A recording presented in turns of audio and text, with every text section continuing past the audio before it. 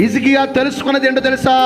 సైన్యములకు అధిపతియగు యెహోవా సహాయము నాకు ఇప్పుడు అవసరమైనదని స్పష్టంగా గుర్తించి, ఈ సమస్య పరిష్కారం కావాలంటే, ఈ బంధకాల నుంచి నేను విడిపించబడాలంటే, ఈ బంధకాల నుంచి నేను విమోచించబడాలంటే నేను ఎవరి దగ్గరికి వెళ్ళాలో తెలుసా?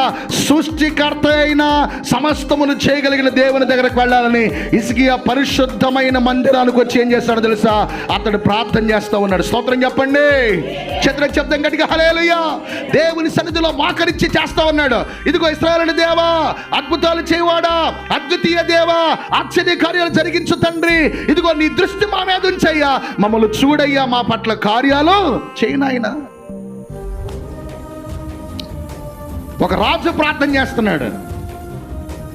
దేవుని పిల్లలారా, నీ జీవితాల్లో ఉన్న సమస్యలను బట్టి, శ్రమలను బట్టి, బంధకాలను బట్టి, బలహీనతలను బట్టి ఎప్పుడైనా ఇలా ప్రార్థన చేసావా దేవుని సన్నిధిలో?